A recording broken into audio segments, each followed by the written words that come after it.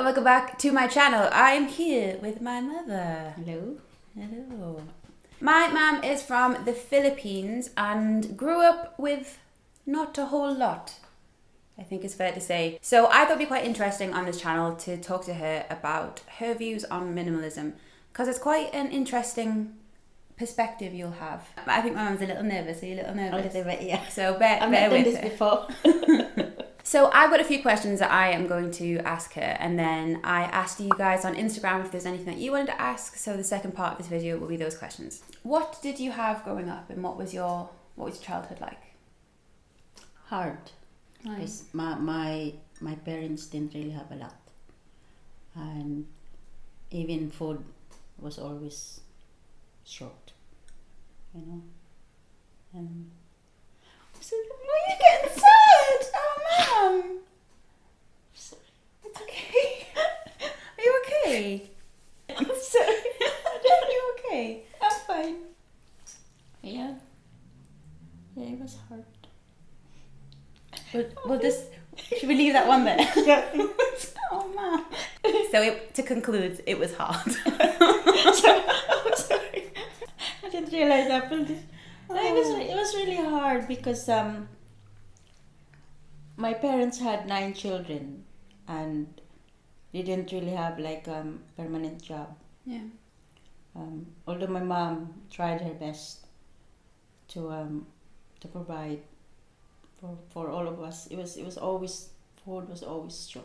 What about in terms of, did you have any possessions that you owned? Did you own? Not anything to your really. own name? Even the things that I need, like things for school, I wish I could have, but never, because my parents just couldn't afford it. I mean, didn't you a while ago say that you got some soap and then you didn't use it because it was so precious to you? I only use it for my face because I don't know when would be the last time my mom buy me a new one. When my mom bought us like this flip-flop thing, and because they are quite delicate, when we walk on the muddy ground, not just me but my brothers and sisters, we all take it off and we carry it, you know, and we walk barefoot because we wanted our slipper to, you know, to last a while. So because you didn't have access to new things, Exactly. it meant that you had to really treasure and take care of the things that you had.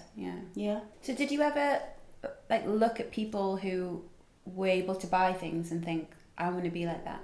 When I was growing up a little bit and we were mixing with different people, but at that time everybody around us were the same. Yeah. Just a very poor part of the world. Real, because we live in very, very small village, you know. Yeah.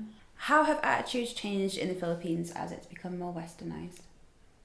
Changed a lot. A lot of people there, especially the young people, I think, they become materialistic as well. Do you think it's because they're sort of striving to have the life that they see on films and TV? Yes, especially like the young people in the Philippines, the dream is to go to America and make money, you know. Yeah.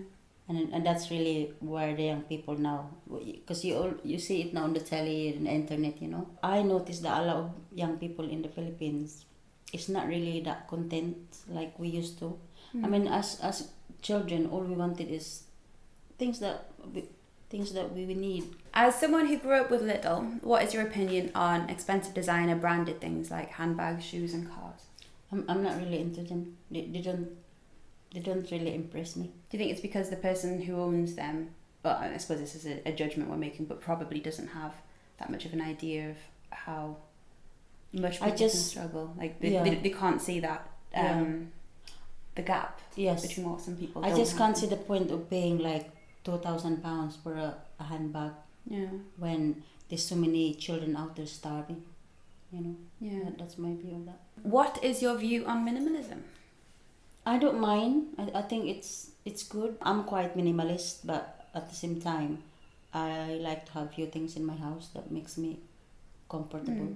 There's that idea of being mindful in it, so the things that you have are things that you genuinely cherish, rather than you just keep things because you don't want to get rid of things. I used to be like that. I keep a lot of things, but since we moved to Spain and I got rid of a lot of things, I realized that there's no point of collecting things really, because the time, I mean, why when you buy things, you put it in the cupboard and you forget all about it. Yeah. So really, you never really need it. It's not adding anything to your life. Listen, because you forget all about it, and, you know. Okay, so Sophia Antonia says, do you struggle to let go of material things? Used to, but not anymore. When did you used to? Like, what was it Like about? when I just arrived in England, I even though, because obviously I bought quite a lot of clothes, so even though my wardrobe was already bursting, I just couldn't get rid of them. And when I eventually did, because I had to, even your toys and your clothes, what I did is instead of getting rid of them, I put them all in the black bag and took it up the attic. Oh, really? I just couldn't get rid of them. Yeah. It's only when we moved to Spain, because my house is very small. That's when I started to get rid of some of my clothes, shoes, things like that I don't wear anymore. Yeah. And then I realized that I don't really need to buy loads of them. Yeah. And collect them, because it's waste. Do you think that because you grew up with not a whole lot, when you were able to own things, you had all of those dreams of the future stored in those things? Yeah. So, you know, the dress that you bought, you could look at it and remember how much you wanted that when you were a kid, or that kind of thing. Do you think that's why it was difficult to part with things? I think that's one of them. Yeah. And also, obviously, like I said, growing up, I didn't have a lot of clothes, so when I buy clothes and I hang them on my wardrobe like that, and I see them, and some of them I didn't really wear. Yeah. But I just like the idea of I've got all these blouses, different colors. Yeah. You know, that I'm happy to. Did you feel proud, do you think? Did you think pride came into it? I think so. Yeah, that I've got all those clothes. Yeah. But like I said, I've changed now. I'm not like that anymore. I don't. You know, I'm quite happy to own like 2 pair of jeans and just wear one when the other one is washed. You know. For me now, all I want now is make memories. Yeah. Yeah. If I have enough money, I prefer to make memories than buy things. Yeah. Flo says, when you were young, did you want to collect things to make you happy, or did your happiness come from elsewhere? From elsewhere. Where did it come because when I was growing up, I was surrounded with people, and it was like my loads of cousins and things like that. And I think collect things, it didn't really come into it, because we never really have the money to do that. Do you think if you did have the money, it would be different, or do you think you would still? I think if we had the money, I still don't think I would collect things. I would probably put myself through college. Yeah. Oh yeah. There's a big like emphasis on education in the Philippines. It's seen as such a what's the word? It's a dream. Yeah. It's every parent's dream to put their children through college. My mum made a nice point yesterday when we were talking about this as well. She said that one of the reasons that there is such an emphasis on, and like an importance on education, is because it can never be taken away from you. Whereas your house and your possessions, your belongings, they can all be gone. And especially, I mean, as well as somebody coming along and potentially taking them from you. As I know you said, when my mum was growing up, her house was quite often taken off her. Yeah, because my parents never really own a house. So they always live in somebody else's house. And once or twice I remember somebody knock at the door and says, pack all your things, you have to go. Because they've sold their house and never even told my parents. Yeah. And also, I guess in the Philippines, it is a country where there are quite a lot of natural disasters. So I think within the country, there's almost a sense of impermanence, because even buildings, you can't, like here, you build a building and you expect it to be here forever until it gets knocked down. In the Philippines, there's no real guarantee of that, because it's like being beaten up by the world constantly. Yeah. But you know, people accepted it. Yeah. Because it's just the one thing. I remember, I think I was about 8, and there was a really, really heavy storm, and we got all wet, obviously, you know. And then we just sat there like just finding the place where you don't get wet. And then the next day, because the storm was finished, we all collect the gathered iron. We went everywhere, and our dishes, because we had like plastic dishes and plastic bowls and everything like that. Maybe for that reason, I don't know. So we went and collect them all, and my father nailed them back like that onto the thing, and then everything was back to normal. It's like nothing happened, you know. Yeah. And I think for us, as long as none of us got hurt or died, it's fine. I suppose things like that, like obviously we don't, I think here in England we don't appreciate our lack of natural disasters, but I think that's definitely something that's going to separate the important things from the not important things. Like as you said, my family's fine, everyone's alive, excellent. Exactly. A broke plate, well. So what? Yeah, because we always hear that somebody's over there, so and so's parents or child got killed, whatever. Yeah. And so as long as we are all alive, we're happy. We won the lottery. Oh. Do you think that minimalism can be applied in life in any culture? I think so. I think because some people think that minimalism is just owning, or rather choosing to own nothing, but it's more being mindful about the things that you do own. So yeah, I think that can definitely be applied. Yeah, exactly. Anywhere. I almost feel like the less well off you are, however, by Western standards, like financially, the less well off you are, the more important minimalism is, because a lot of it is being content with what you have, and that is so important. But a lot of people as well who don't have a lot, they like to own this position because they like to think that when people come and see them, they're not really that hard up. Yeah. They're not really that poor because they can afford these things. Oh, that's interesting. Yeah. So people use possessions to create the illusion. Absolutely. Yeah, although... But they're probably in debt or... Yes, yeah. Lola says, how do you view the first world and their need to have the best things? I don't really have an opinion to that. I think these people are just spoiled. Having said that though, some of the young people in the Philippines are like that. Talking about people like my nieces, for example. Whenever even though there's nothing wrong with their mobile phone, but there was a new on the market, they would nag their parents to buy them that. And do you think a lot of that is this idea of creating the illusion? Yeah, showing off really to their friends that I'm better than you because I've got a new. But I think that largely, if anyone ever feels a need to show off, it stems from the fact that they aren't secure enough in who they are. So they're probably really maybe concerned about how poor they are. So they have to kind of take extra lengths to show that they're not poor. Okay, so I feel like my mum's going to have a lot to say on this one. What is your view on food waste and how does it compare here to in the Philippines? Go! I just hate people who waste food. You hate that people waste food, not the people who waste food. I hate that people who waste food. Yeah. There's so many starving people in the world, especially children. I know a lot of people, when I go out and some of my friends, they don't finish their dinner, their food. It's only like a mouthful. Why not finish it? Yeah. Because I know for the fact that food would end up in the bin. I think that's probably as well coming from when I was growing up and food was always sure. That I remember my mom, she would measure this rice, and if she dropped like 1 or 2 grain on the floor, she would pick it up. Yeah.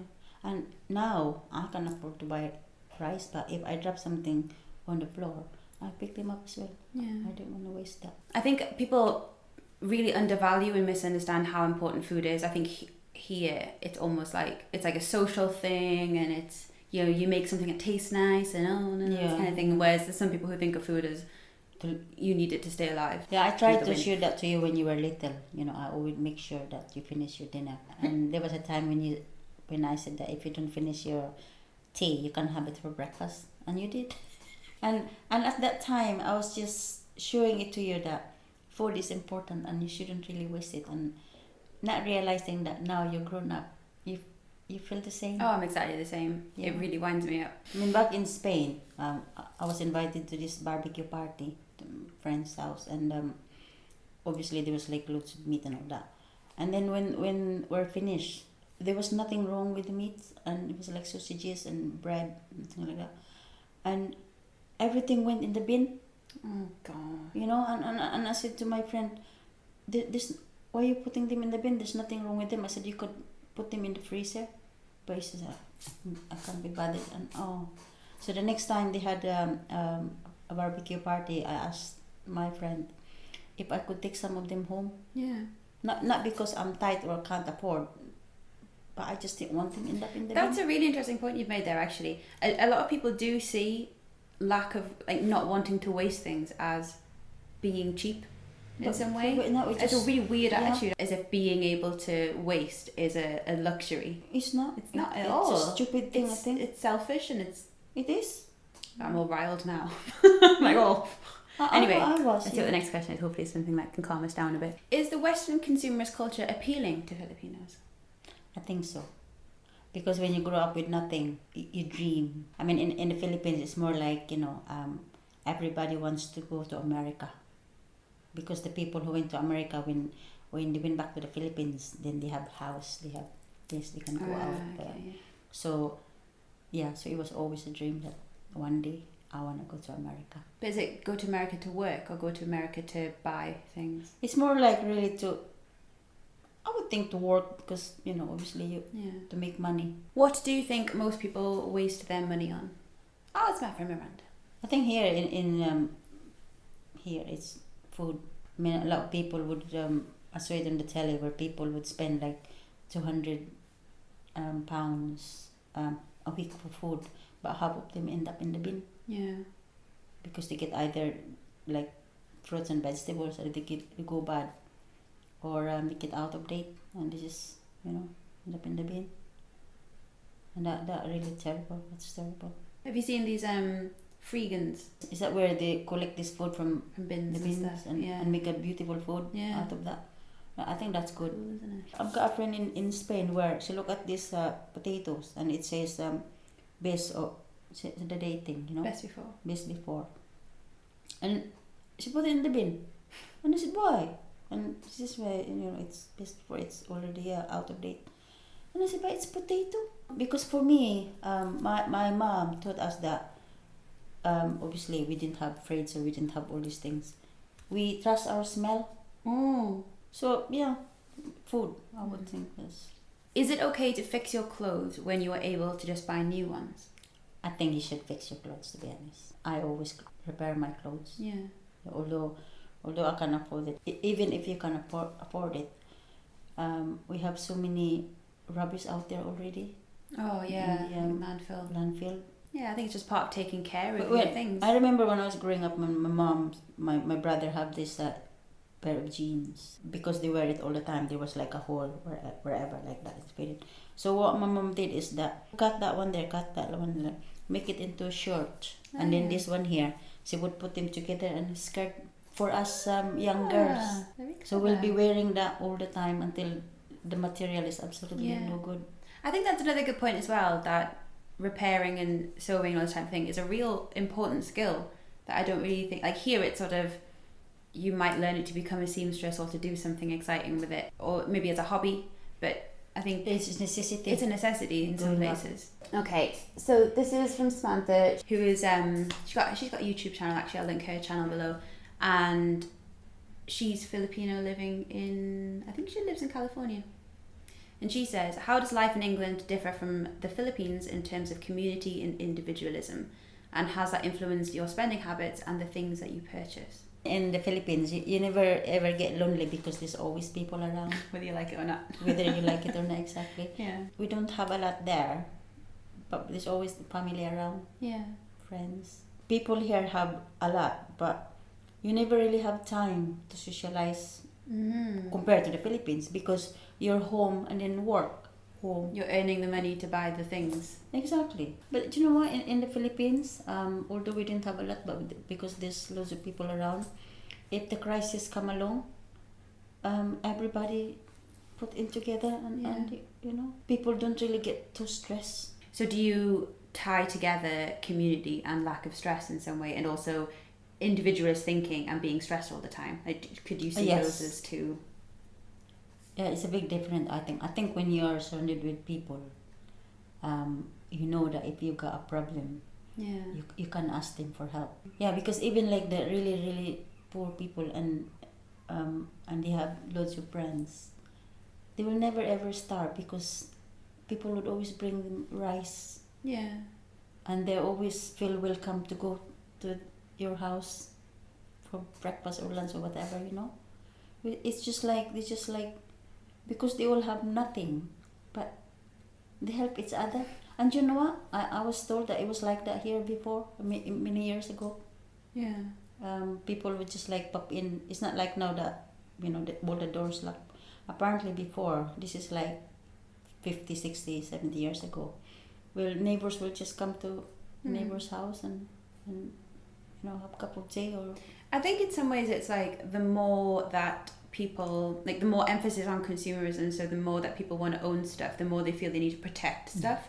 And so that kind of closes them off from everyone else who could be a potential thief or foe. Yeah. That's totally it, yeah. So Emily says, is it insulting to deny yourself the privilege of consuming when it is seen as an aspiration to so many? I don't think it's an insulting. Why buy it if you don't really need it? Yeah. So one of the points that Emily made was she was speaking to minimalism with her friend, and her friend was thinking about what her grandmother would think of this. So her grandmother was, I always say it wrong, Haitian? From Haiti. From Haiti. Yeah.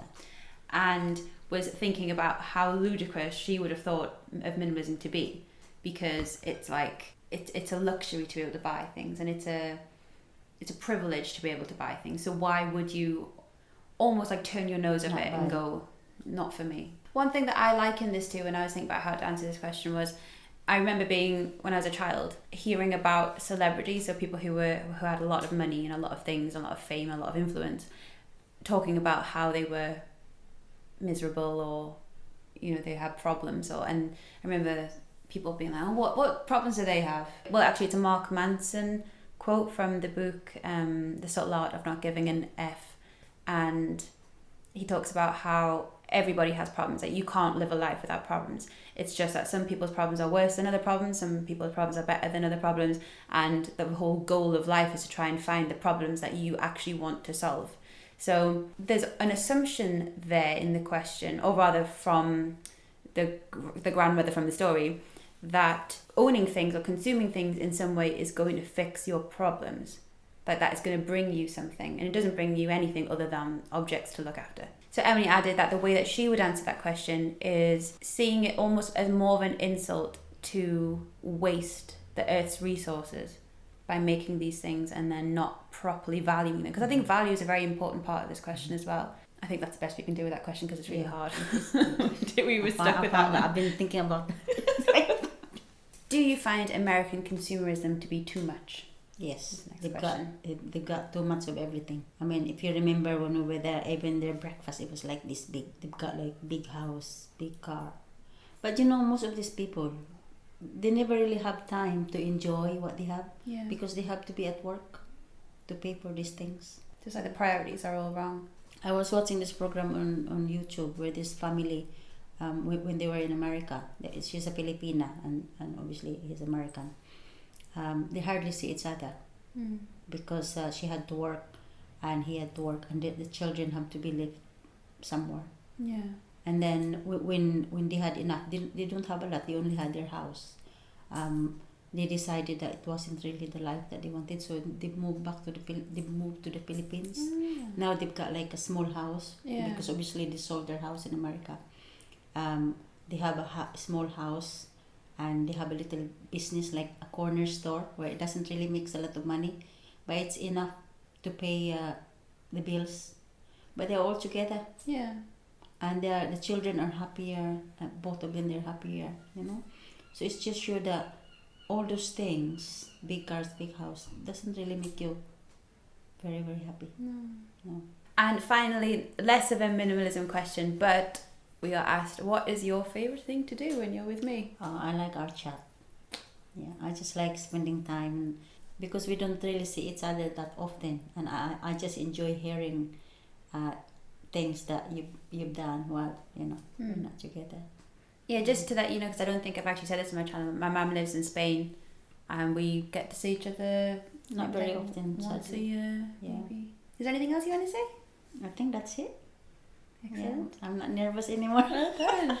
You did really well. I think really impressive. Last night, I was reading. Oh yeah, I felt like I was taking an exam. Oh no! I printed out all the questions that I was going to ask her, because she wanted to see them so she could think about what she was going to say. But then I gave her this A4 sheet just full of questions. Go and revise. That's what I did last night. So thank you very much for watching, and please feel free to follow me on my Instagram and also check out my blog, and I will see you in my next video. Thank you for watching, and thank you to my lovely mother for being in this video. You are welcome. Love you too. I'll see you in the next video. See you later. Bye. Bye. Your position, heartfelt, social condition, not bad, but I have it any other way. Day and night, it's not the same as being wrong, right? There is surely grace, but sometimes Sunday.